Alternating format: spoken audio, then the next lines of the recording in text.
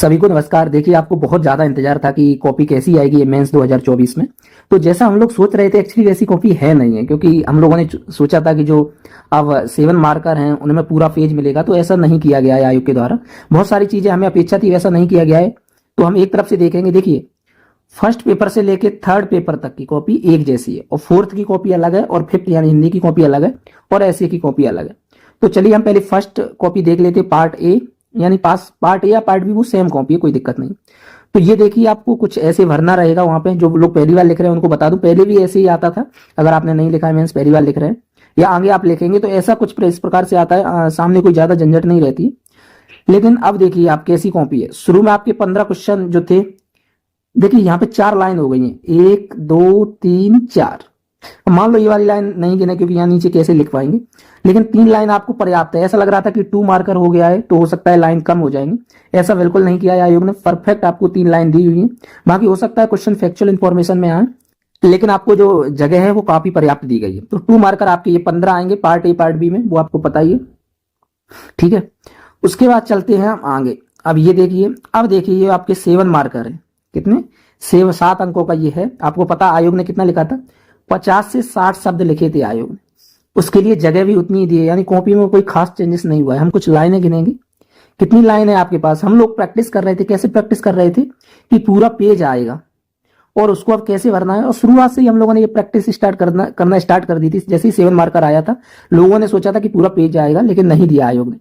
आयोग ने कितनी लाइन दी है? तो आपकी 1 2 3 4 5 6 7 8 9 10 11।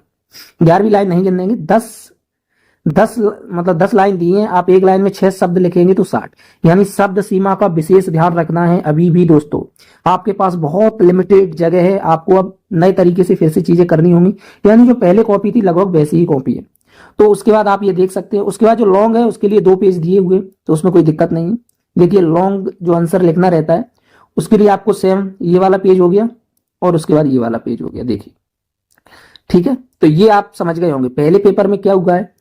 जो शॉर्ट है, यानी 2 मार्कर के लिए आपको 3 लाइन दी हुई है, 7 मार्कर के लिए आपको 10 लाइन दी हुई है, और जो आपका 10 मार्कर है उसके लिए आपको क्या कर दिया है? 2 पेज दिए हुए हैं। ठीक है, तो ये आपका पहला पेपर। अब ये फर्स्ट टू थर्ड तक दोनों पार्ट में ऐसे ही रहेगा। अब हम फोर्थ कॉपी देखने के लिए आगे बढ़ रहे हैं। फोर्थ कॉपी में थोड़ा चेंजेस है, उसको देखते हैं। ये देखिए दोस्तों, ये आपकी फोर्थ कॉपी है, और पार्ट ए आपको पता है, पार्ट ए पार्ट बी अब इसमें भी हो गया। तो इसके लिए देखते हैं। आपको पता है कि ये 15 क्वेश्चन आपके कुछ ये आएंगे, 16 क्वेश्चन आएंगे अति लघु उत्तरी। कितने? 16। और 2 मार्कर का होगा तो आपके कितना? 32 मार्क्स के होगा शॉर्ट, यानी बहुत अति लघु जो स्मॉल क्वेश्चन है वो। इसमें आपको जगह कितनी दी है? सेम वही 1 2 3 4, तो 3 ही लाइन कह सकते हैं, चौथी लाइन में लिख नहीं पाएंगे आप। तो आपकी 3 लाइन दी हुई है, तो उतना ही जगह है। 16 ये हो गए आपके। और उसके बाद ये कितने क्वेश्चन है? ये 16 ही चल रहे हैं अभी, 16 पूरे नहीं, ये पूरे हो गए आपके 16। ठीक है, उसके बाद 8 क्वेश्चन आपके आएंगे 7 मार्कर।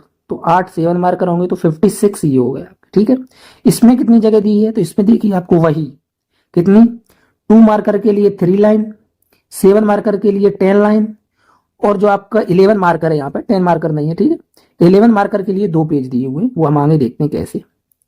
ये आप 8 क्वेश्चन ये हो जाएंगे आपके यहाँ पे खत्म। ये देखिए बड़ा क्वेश्चन आपका आ गया। यहाँ आपका 4 क्वेश्चन आएंगे बड़े बड़े।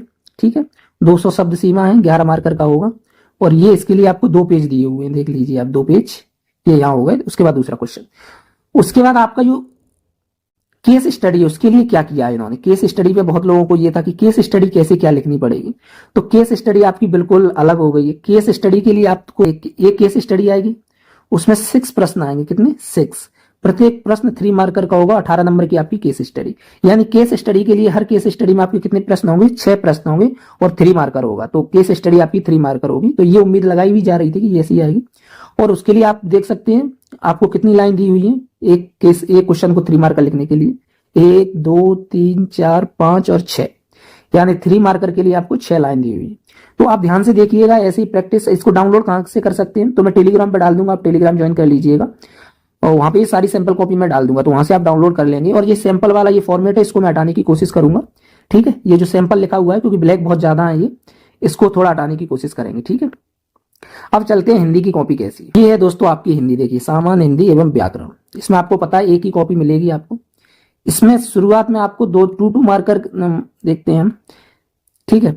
3 मार्कर के 25 क्वेश्चन आएंगे, कितने 25 क्वेश्चन, तो 75 का आपको पता है ये होता है। इसमें कितना आपको मिलेगा, तो वही जगह बिल्कुल 3, यानी 3 मार्कर के लिए 3 लाइन जो हमेशा से आती वही। इसमें हमें थोड़ा नीचे चलना है, ये फॉर्मेट हमारा हो जाएगा 25 खत्म करने हैं। उसके बाद आपके लिए जो सेकंड क्वेश्चन है वो रस है, रस और छंद का है। तो रस छंद के लिए देखते हैं, तो रस आपके 5 नंबर के आएंगे, प्रत्येक प्रश्न 5 प्रश्न आएंगे, ठीक है। 5 प्रश्न आएंगे, लाइन कितनी दी हुई है, वही 3 लाइन दी हुई है। तो 5 प्रश्न, 3 मार्कर है, आप वो मान लीजिए 1 मार्कर है और आपको 3 लाइन दी हुई है, तो ये ध्यान रखना है। यानी 5 नंबर के आपके आएंगे रस, रस एवं उसके अंग एवं प्रकार, ये देखिए 5 क्वेश्चन रस के और 5 छंद के। इसमें दोहा, सोरठा और चौपाई उन्होंने साफ लिखा है, तो इनमें भी 3-3 लाइन दी हुई।